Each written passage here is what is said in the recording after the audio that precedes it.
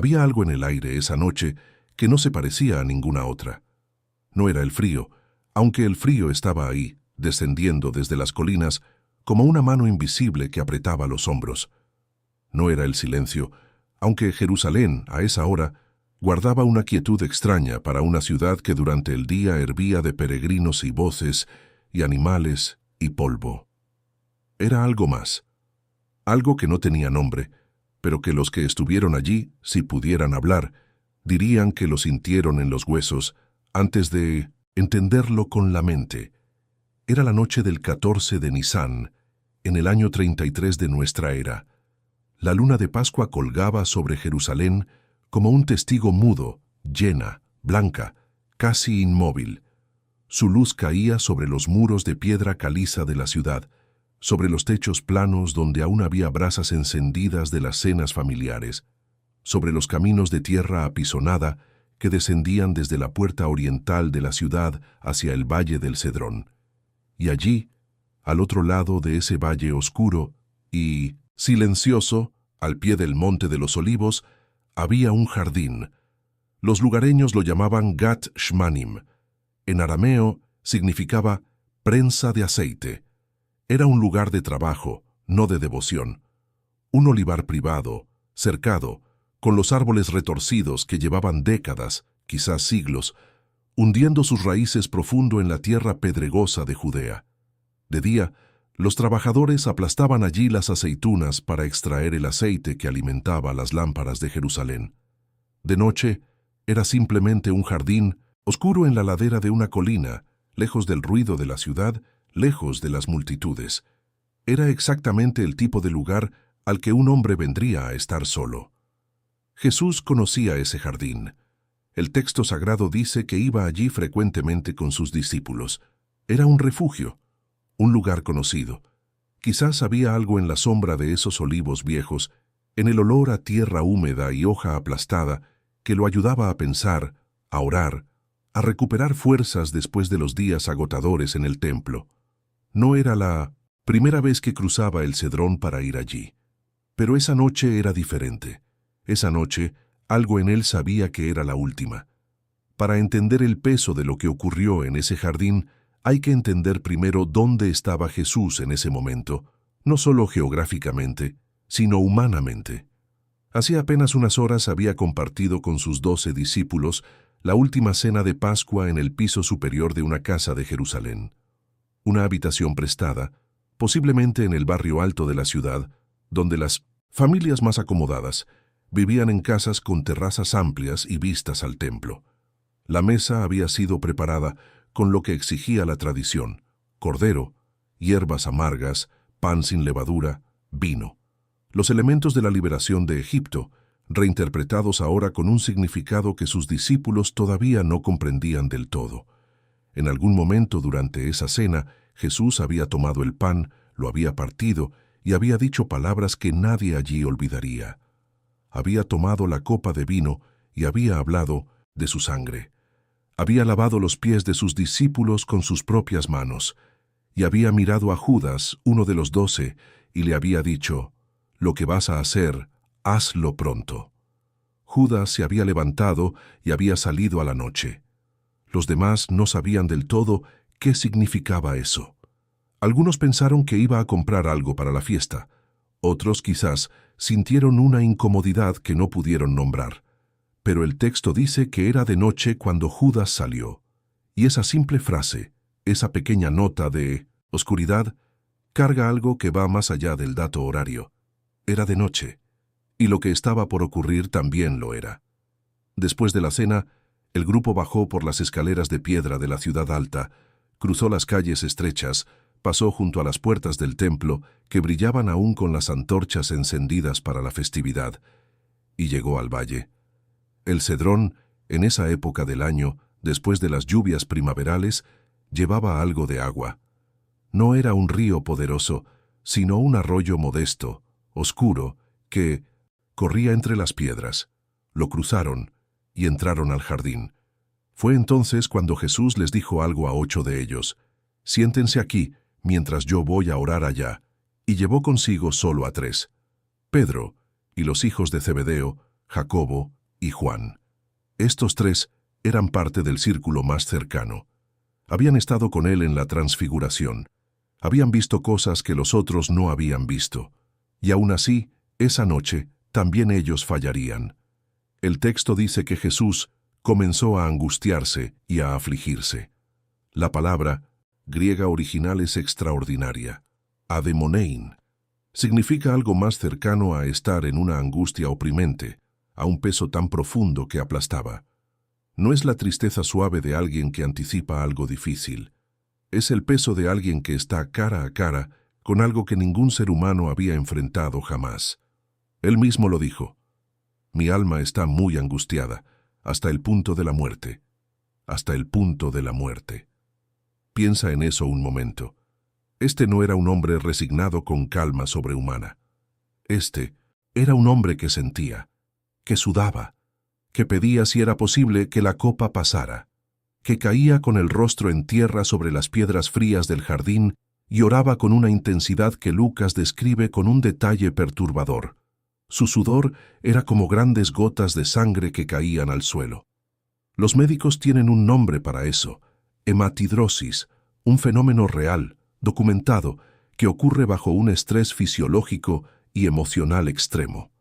Las pequeñas capilares que rodean las glándulas sudoríparas se revientan y el sudor se tiñe de sangre. Eso es lo que estaba pasando en ese jardín.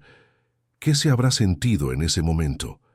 ¿Qué clase de peso lleva un hombre de rodillas sobre la tierra fría, bajo la luz de la luna, sabiendo lo que sabe? No solo el dolor físico que vendría, aunque ese dolor iba a ser devastador, sino algo más. El peso acumulado de todo lo que su misión significaba, el abandono que ya se acercaba, la traición que ya estaba en camino, el rechazo, la muerte, y más allá de eso, algo que ninguna mente humana puede comprender del todo. 3 veces se alejó para orar, 3 veces volvió, y las 3 veces encontró a sus discípulos dormidos. No es difícil imaginar la escena. Pedro, Jacobo y Juan, sentados contra uno de los olivos, envueltos en sus mantos para defenderse del frío de la noche. Los ojos pesados por el vino de la cena, por las emociones del día, por el esfuerzo de las semanas anteriores, viajando, predicando, sosteniendo a una comunidad en constante tensión. Eran hombres cansados, y el sueño los venció. «¿Así que no pudiste velar 1 hora conmigo?», le dijo Jesús a Pedro la primera vez que los encontró dormidos. Hay algo en esa pregunta que duele de una manera particular, no como acusación, sino como la voz de alguien que habría necesitado compañía y encontró soledad, la noche más oscura de una vida, y los más cercanos dormían. Pero lo que es aún más inquietante es lo que estaba ocurriendo al mismo tiempo del otro lado del Cedrón, en las calles de Jerusalén. Judas ya había cruzado la ciudad, ya había llegado a los sumos sacerdotes, ya había cerrado el trato, 30 piezas de plata a cambio de entregar a Jesús en un momento de quietud, sin multitudes, sin el riesgo de un disturbio que pudiera complicar los planes. Los sumos sacerdotes tenían prisa. La Pascua era en horas. No podían esperar. Necesitaban actuar esa noche. Así que se armó la guardia. Eran un grupo numeroso. El texto habla de soldados y alguaciles enviados por los sumos, sacerdotes y los fariseos, armados con espadas y palos. Llevaban antorchas y lámparas que brillaban en la oscuridad de la noche.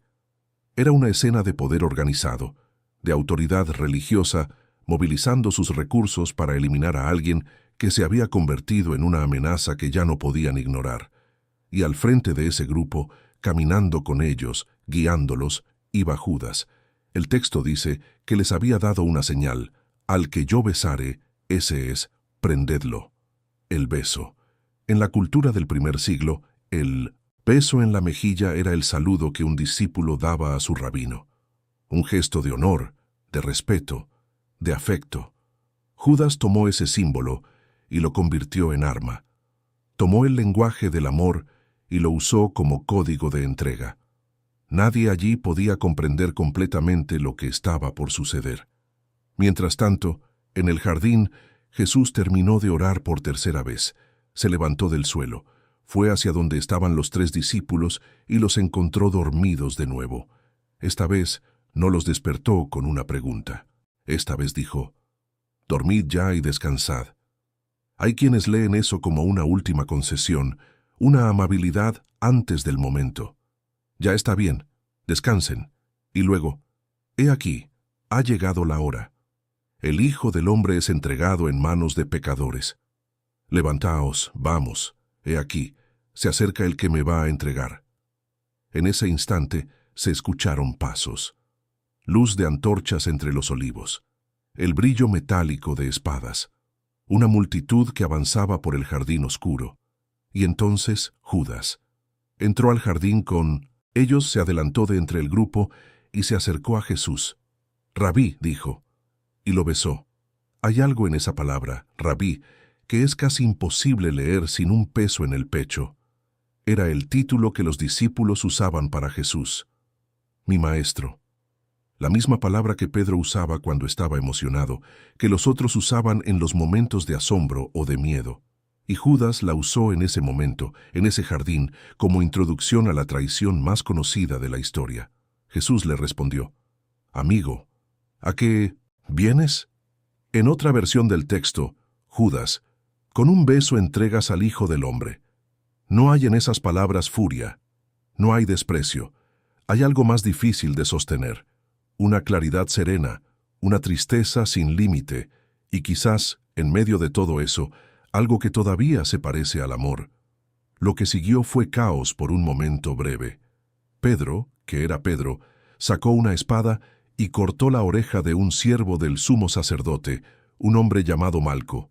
Y Jesús, incluso en ese momento, dijo: «Basta», y sanó al hombre, incluso en ese momento, incluso cuando los soldados lo rodeaban, incluso cuando la traición ya había ocurrido. Sanó al hombre que había venido a arrestarlo. Luego, dijo algo a los que habían venido a tomarlo: «Como contra un ladrón habéis salido con espadas y con palos para prenderme. Cada día estaba con vosotros en el templo enseñando, y no me prendisteis. Pero esto es para que se cumplan las Escrituras». Y los discípulos, el texto lo dice sin rodeos, lo dejaron y huyeron. Pedro siguió de lejos.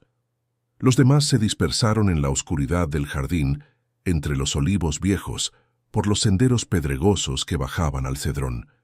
La escena que un momento antes tenía a 12 hombres reunidos alrededor de su maestro se había deshecho en segundos, y Jesús fue llevado. Sus manos, las mismas que habían sanado, que habían partido el pan, que se habían tendido sobre los enfermos y los marginados durante 3 años de ministerio, fueron atadas. Lo llevaron primero ante Anás, el suegro del sumo sacerdote, un hombre anciano con poder político más profundo que su título sugería, un hombre que había dominado las estructuras del templo durante décadas y que sabía exactamente cómo funcionaban los juegos de la religión y el poder en Jerusalén. El jardín quedó en silencio. Las antorchas se habían ido. Los pasos se perdían en la distancia. La luna seguía allí, indiferente, como siempre. Los olivos no se movían. La tierra donde Jesús había caído de rodillas, la tierra que había recibido su sudor, permanecía quieta bajo la noche. Para entender completamente lo que ocurrió esa noche en Getsemaní, hay que entender el contexto más amplio en el que se movía Jesús. Jerusalén, en la Pascua del año 33, no era una ciudad en paz. Era una ciudad bajo ocupación. Los romanos, representados por el gobernador Poncio Pilato, toleraban la festividad judía con una vigilancia tensa. La Pascua atraía a cientos de miles de peregrinos. Las estimaciones antiguas, aunque exageradas por algunos escritores del período, sugieren que la ciudad podía llenarse hasta 3 o 4 veces su población habitual durante las grandes fiestas. Y con esa densidad humana venía el riesgo de disturbios, de agitación política, de mesianismo popular que podía encenderse en cuestión de horas. Las autoridades religiosas judías, los sumos sacerdotes, los fariseos, el Sanedrín, caminaban sobre una cuerda tensa. Tenían que mantener su autoridad frente a su propio pueblo mientras mantenían una relación funcional con Roma. Y Jesús, con sus palabras en el templo, con la escena de la expulsión de los mercaderes, con las multitudes que lo aclamaban, representaba un riesgo que no podían permitirse durante la Pascua. La decisión de actuar esa noche, en la oscuridad fuera de la ciudad, fue calculada. Era menos probable que provocara una reacción inmediata del pueblo si ocurría lejos de las multitudes, en la quietud de un jardín, en las horas en que la mayor parte de Jerusalén dormía. Y Judas lo hizo posible. ¿Por qué lo hizo Judas? La pregunta ha perseguido a los lectores durante 20 siglos. El texto no da una psicología completa. Lucas dice que Satanás entró en él. Juan dice algo similar. Mateo registra los 30 piezas de plata. Pero eso no responde del todo la pregunta humana. ¿Qué pasa dentro de un hombre cuando llega a ese punto? ¿Fue decepción? Había esperado un tipo diferente de Mesías, uno que liberara a Israel del yugo romano con fuerza política y militar. ¿Fue codicia simple? ¿Fue miedo? ¿Fue algo que nunca podremos nombrar del todo? Lo que sí sabemos es esto. Judas había caminado con Jesús. Había escuchado las mismas palabras que Pedro y Juan. Había visto los mismos milagros. Había compartido la misma mesa, el mismo camino, el mismo pan. Y aún así salió a la noche. Y eso nos dice algo sobre la libertad humana que resulta casi imposible de sostener, que la cercanía a algo sagrado no garantiza la fidelidad, que el conocimiento no es lo mismo que la transformación, que incluso dentro de los 12, incluso en el círculo más íntimo, había un hombre que eligió de otra manera. La historia de esa noche no termina con el arresto en el jardín. Lo que siguió fueron horas de juicios apresurados, irregulares, convocados en la oscuridad cuando la ley judía exigía que los procesos serios ocurrieran a la luz del día. Pedro, que había seguido de lejos, negaría a Jesús 3 veces antes de que cantara el gallo, exactamente como Jesús le había dicho que ocurriría.